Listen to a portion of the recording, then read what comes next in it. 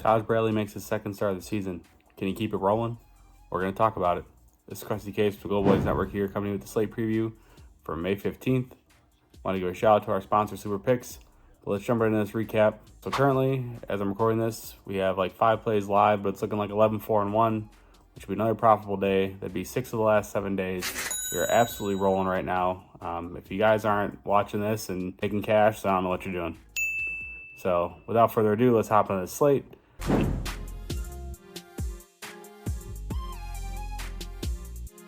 The first one on the slate is the Toronto Blue Jays taking on the Baltimore Orioles.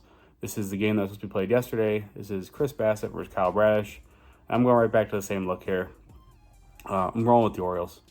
I like Bradish. I think he pitched well against this Toronto team. A lot of quick at-bats. We see it all the time. Ton of soft contact. They just beat it into the ground and allow these pitchers to work deep into games against them. And I think we see that here. Bassett, pretty elaborate pitch mix, but he's been getting hit around quite a bit.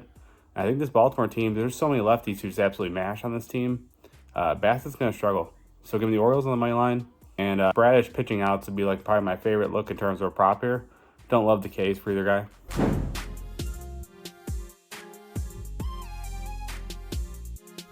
Our next one is the Miami Marlins taking on the Detroit Tigers. This is Trevor Rogers versus Casey Mize. This is another game where the Tigers are a pretty heavy favorite, right around -170. And I backed them in this last game against Ryan Weathers. I like the matchup against the lefty, and they lost the game 1-0. So this offense just continues to prove how inconsistent they are.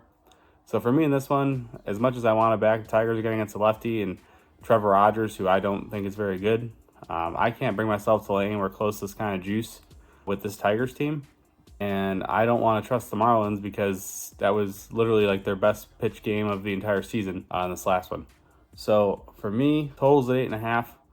I'm going to roll with the under. It's not even that, like I said, it's not even that I think Trevor Rogers is good. I just think these offenses are so inconsistent, and I'm just going to back them to continue to be as inconsistent and at times useless as they are. I think this game's going to be pretty boring, probably like a 2-1, something in there around the final score. I think this thing soars under, truthfully. So give me the under. In terms of the Ks, small lean to Rogers under his Ks. I do like this Tigers team in terms of keeping him under that because on the season against lefties, I believe like 18% K rate, and at home it's even lower. So give me Rogers under his Ks and give me the game total under.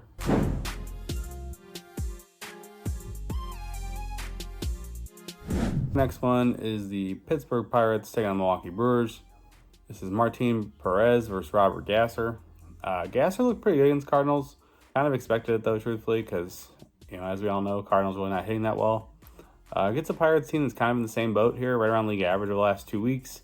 Even if you go back about a month, same thing, right about league average against left-handed pitching. So for me in this one, as much as I want to back the Brewers again, I personally can't do it. So I'm going to rock with the first 5 under here. I like Martin Perez. He likes to work quick. Gets a Brewers team that's fairly patient at the plate, and if we get a generous umpire, the way he works in and out, definitely find some success, definitely get some ground balls, and definitely keep this one moving pretty quick, moving pretty fast here. Gasser, obviously, like I said, not a ton about him in the majors yet, but didn't look too bad against the Cardinals. I think this is a good spot for him here. Like I said, Pirates team just overall just not hitting well, and similar situation where they haven't seen him yet. So I think especially early, he's gonna have a bit of an edge here. So I'll roll with the first 5 under. I think it stays under pretty easily, probably like 0-0, 1-0. In terms of the Ks, small lean to the over on both, pending umpire, but neither guy's like a big strikeout guy, so it's always tough to sit here and say, oh yeah, I want to take the over. But neither team is good enough, in my opinion, to trust them to back the under. So we'll roll a small lean to the over Ks, pending umpire. Hopefully we get somebody good like Bill Miller or somebody with a big K boost for these guys.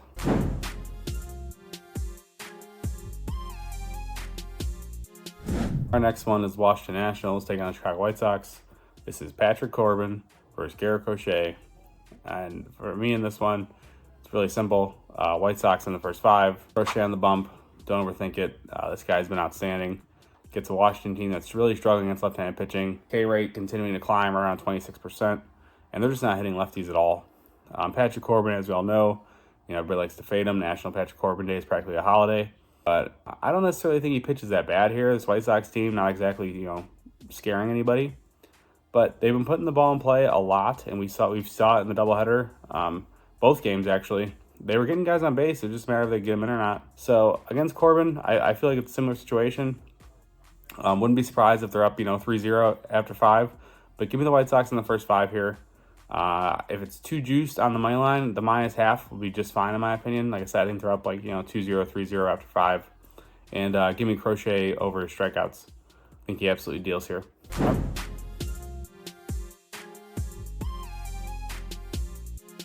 Our next one is Cincinnati Reds taking on the Arizona Diamondbacks. This is Andrew Abbott versus Brandon Pfaadt. I'm rolling with Diamondbacks on the money line here. I like him a lot. Not a huge Pfaadt guy, but you get a Reds team that, as we all know, WRC plus around 60 over the last 2 weeks. Even over the last month, it's not much better, right around 80, 85. They're just not hitting. Brandon Pfaadt, much better at home. Got a great slider. Should be able to work, really well against this Reds team here. Struggling to make contact just overall at the plate. They're bottom 5 in both chase and zone. So I wouldn't be surprised if Pfaadt covers his Ks here as well. But it's really just a spot for me where, they're going to face a lefty in Abbott who is not generating nearly the amount of whiffs he was last season. So this is a spot where the Diamondbacks, who are a top 5 team against left-handed pitching, I think can absolutely tee off. So expect them to put up some runs. I wouldn't be surprised if they, cover their team total. But for me, I'm going to back Pfaadt as well. So I'm going to go with the Arizona Diamondbacks on the money line and Brandon Pfaadt over strikeouts.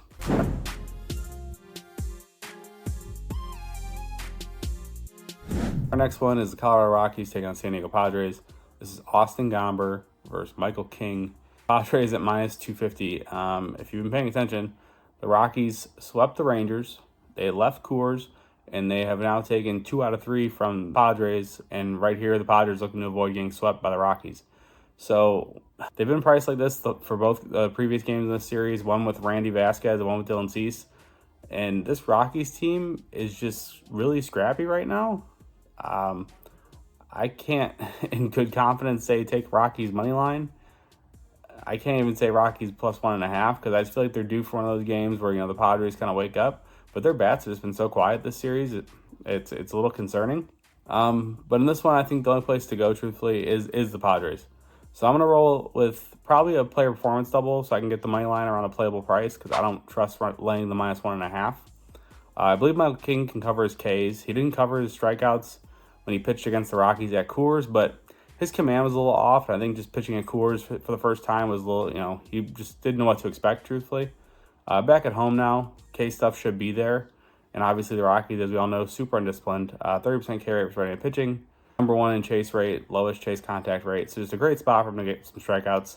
Not sure what the line is going to be. I would assume it's going to be like a 5.5. So if that's the case, I roll with the 5 Ks and a win. That should get you close to even money. And I think it's a great spot for the Padres to avoid the sweep. These bats have to wake up. Gomber had an absolute masterclass in his last start. I don't know what it is with these Rockies starters, but they're all rolling right now.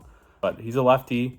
Padres hitting lefties pretty well. Maybe they wake up here. I hope they wake up here. So give me Michael King, 5 Ks, and the Padres money line.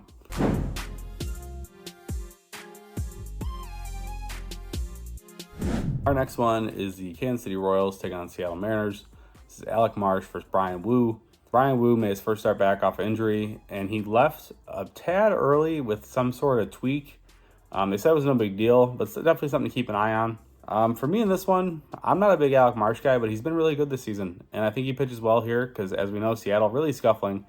Super undisciplined plate. Lead the league in K percent. Bottom, 5 in both chase and zone contact. None of those teams is just, super, super undisciplined. I think Marsh can take advantage of that. Brian Wu, inefficient at times. Didn't look too bad in his first start. I like him against this Royals team, though, because they're one of those teams that are super aggressive at the plate. And, kind of give him some short ABs and kind of let him get into a rhythm. So I'm going to roll with the first 5 under here. It's likely going to be pretty low, probably like a 3.5 because the game total is 7.5. But I think these guys pitch well. I've really liked pitching in this series from the beginning. I believe I backed the full game under in this last one. And I'm going to go with the first 5 under here in this one. I just like the starters to keep doing what they're doing. Both these teams' starting rotations have been really good this season. And I'm just expecting that to continue here. Alec Marsh, like I said, not a big Alec Marsh fan. I don't see how you can't look at his over Ks, though, just in the matchup. Seattle's just so bad.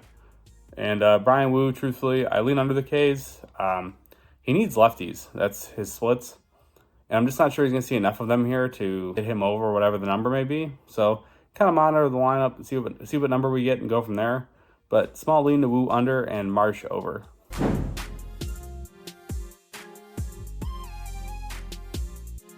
Our next one is the New York Mets taking on Philadelphia Phillies. This is Jose Quintana versus Ranger Suarez. I don't want to keep backing the Phillies, but I don't feel like I have a choice. Back in the first 2 games of this series, it's paid off both times. I'm going to roll with them again. Ranger Suarez, just absolutely outstanding. Cy Young candidate for sure this season. He's looked absolutely incredible. Just so locked in. I believe like 7 innings and like 4 of the last 5. I mean, just lights out. Getting a Mets team that's not hitting left-hand pitching at all, really struggling compared to what they were at the beginning of the season. I think a lot of it, though, has to do with the fact that they've faced a lot, some better lefties as of late. And I just, maybe the playing lesser guys early on kind of skewed the numbers a bit. But they're really struggling as left-hand pitching overall. And I think Ranger can really shut this team down. Once again, pitch deep into this game. So Phillies money line, it's kind of gross. It's like minus 190, so I'm not going to lay that. And I don't really love the PPD because even though they're not hitting lefties, they're really not striking out a ton. So I'm going to roll with the Phillies minus 1.5.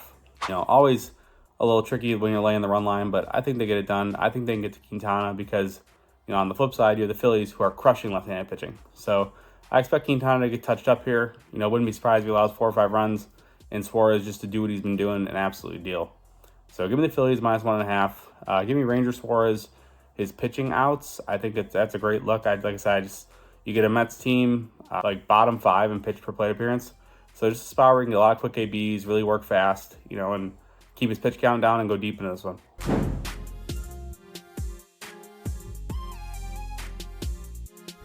Our next one is the Tampa Bay Rays taking the Boston Red Sox. This is Todd Bradley versus Tanner Houck. It's probably one of my favorite matchups on the slate. I'm rolling with the full game under. I love both these starters. I think they pitch well. Obviously, it's a little scary because you got the Red Sox who are hitting very well, but I just think Todd Bradley is outstanding. He looked really good in his first start back, and I'm expecting that to continue here. His strikeouts are definitely in play against Boston. Boston about one of the 5th highest K rate for right-handed pitching over the last 2 weeks. So great spot for him to get some strikeouts. Tanner Houck, I like his strikeouts too. I like his pitching outs a little more though. I think he could pitch deep into this one here. He's been pretty efficient. He gets a Tampa Bay team that's super aggressive at the plate. So a lot of quick ABs, be able to go 6-7 innings here, probably with relative ease. I expect this one to be rather boring. Like I said, 1-0, 2-0, something right in that realm. I like this one to be low scoring. I like these guys to deal. Wait, before we get back to the picks, I wanted to thank you all for watching. Friends don't let friends watch videos without hitting the like button. So go ahead and press the thumbs up button and like the video. If you're new here and not subscribed, you should go ahead and do so because we're dropping new content each and every day on the Gold Boys Network. We strive to cover every sport and give out picks and analysis and valuable information for free on the Gold Boys Network. So make sure you're subscribed and hit the bell so you can get notified when we drop something new. I'm Brad Thomas. Let's get back to the picks.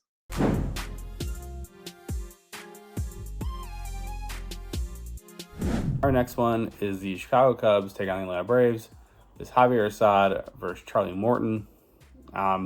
If there was ever a game that the Cubs were going to steal from the Braves, it's this one in my opinion. Assad overall has been pretty good this season. Struggled a bit in his last start. Obviously, tall task here going against this Braves offense. Definitely concerned. On the flip side though, Morton, he's going to give up some runs. So I think for me in this one, as much as I want to back the Cubs and say that they could steal one here, I'm going to roll with the over. Braves team really starting to lock in. Really starting to hit the ball. Marcell Ozuna is absolutely unconscious at the plate right now. So I think the Braves put up some runs. And on the other side, I think the Cubs put up runs against Morton. Morton overall, 4+ ERA. And I just think he gets hit up here a bit. I think this game ends up being like 5-4, something in that realm, right around 9-10 runs combined. I think we see this over hit relatively easy. In terms of the Ks, don't love either guy. Morton, small lean to the over. I just think his curveball is going to play really well here. This Cubs team, especially like Half should be back in the lineup. We'll see if Horner plays. He didn't play today because of a hamstring. So if he's out, that usually adds another K target as well. So small lean to Morton over his Ks, but I don't love it.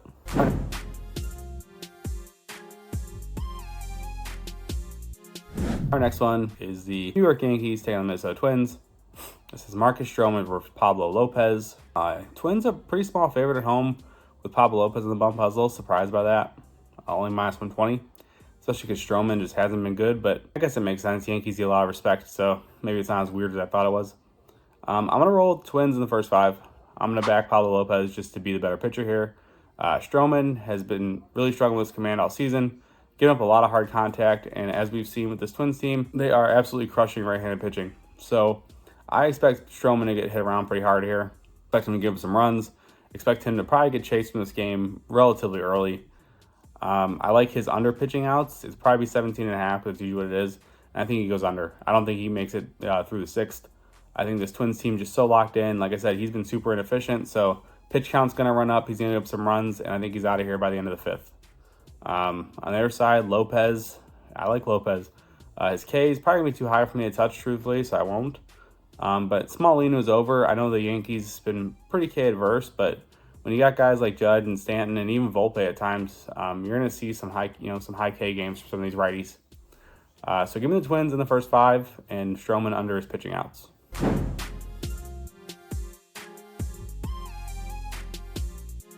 Next one is the Cleveland Guardians taking on the Texas Rangers. This is Carlos Carrasco versus John Gray. You get the Rangers at a minus 150 with John Gray on the hill. It's kind of funny because, John Gray's not great by any means, but, who the Rangers have trotted out in the first 2 games of the series hasn't been any better. Jack Leiter absolutely lost his ass in like an inning and 2/3, I think it was. He was terrible. So for me in this one, I do think the Rangers pick up a win, at least one in this series, and it's going to be right here. Carrasco, as we've seen all season, certified turkey tosser. Rangers team that's not really hitting right now, but this is a spot to wake up, in my opinion. So I'm going to roll with the Rangers. I think they can get the bats going against Carrasco. I think John Gray does enough to keep his team in this. Obviously, the Guardians, J-Ram, Josh Naylor, those are your 2 biggest concerns, in my opinion. The rest of the lineup doesn't really scare me. Quite a few higher K guys than we're used to seeing in a Guardians lineup. So I think John Gray could pitch well. Overall, he's pitched pretty well since he came back from injury. And I think we see that again here. I think the Rangers get a win. Don't love Ks for either guy, truthfully. Probably pass on both. Only thing I'd really be interested in is like a John Gray pitching outs, because Cleveland, one of the lowest pitch per plate appearance in baseball, and a ton of early contact. So you consistently see them, allowing pitchers to pitch deep against them because they're just not seeing any pitches. I've seen countless, 10 pitch or less innings against them this season, which has really resulted in a lot of these starters going deep into these games. So if we get a John Gray at like 17.5 pitching outs, I think he easily goes 6 innings here. What's going on, everybody? I just want to take this moment to give a special shout out to our sponsor, Sleeper Picks. Thank you for sponsoring this video. And don't forget, you can use code GOLDBOYS for a $500 deposit match on your first deposit. Thank you, Sleeper Picks, for sponsoring this video. Now back to the bets.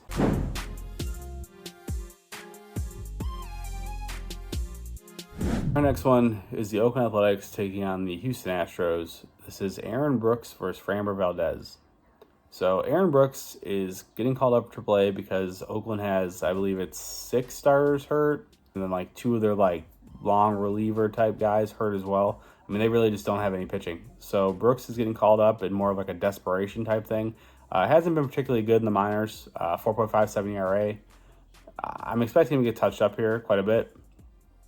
But I also think Framber gets touched up.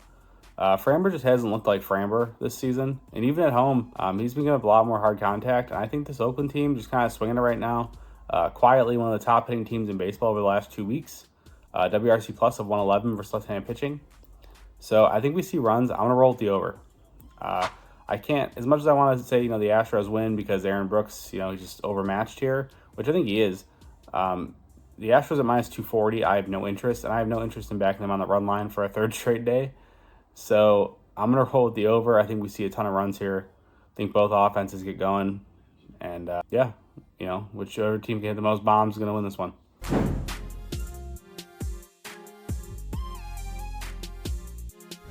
Our next one is the St. Louis Cardinals taking on Los Angeles Angels.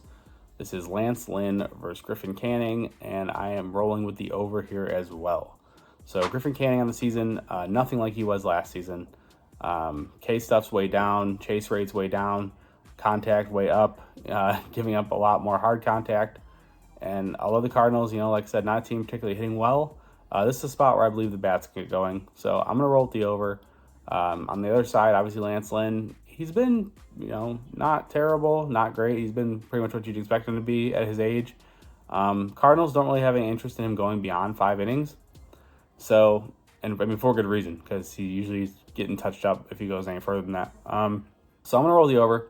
I think these teams can put up runs against these pitchers. Probably going to be kind of ugly, truthfully, but I think they get it done. I think we see a few home runs from both sides, and we eclipse this over.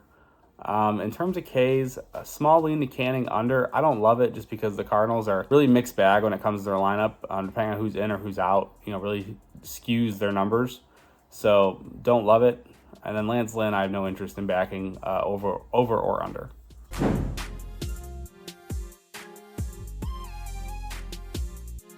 Our last one on this slate is the Los Angeles Dodgers taking on the San Francisco Giants. As of right now, they have it listed as undecided for the Dodgers. Seen a couple things saying it's going to be Ryan Yarbrough. He did just pitch some long relief relatively recently, so I'm not sure if that's who they're actually going to go with or not. Kind of keep an eye on it against Logan Webb. So for me in this one, we don't have any lines out for this one yet because they don't have an official pitcher announced for the Dodgers yet. But I like Logan Webb at home. I've always liked Logan Webb at home. And obviously it's a little terrifying because it's the Dodgers. But I'm going to roll with the Giants on the money line at home. I'm not sure who the Dodgers are planning on putting out. It really doesn't make a big difference to me because this Giants team, they're just one of those teams that's going to find a way to put the ball in play. Whether or not they score some runs off of it remains to be seen. But for me in this one, I'm backing the Giants solely based on the fact that I think Logan Webb at home is just one of those guys who you have to back. He's elite at home, elite ground ball rate, and he gets a Dodgers team who, while they're super patient at the plate, if he's pounding the zone with the sinker, I think he can get a lot of ground balls and keep them in check in this game. So I'm going to roll the Giants on the money line, likely going to be plus money, and we're going to take it to the bank. That does conclude our slate, though. If you guys could do me a favor, drop a like, drop a comment. Let me know what you guys are playing. Looking like at the end of the week, we're going to do some sort of giveaway for you guys, give away a free month to Go Boys. I'll keep you guys posted on that. As always, you can go on my plays at goldboys.com. If you have a gambling problem, dial 1-800-GAMBLER. Thank you, guys.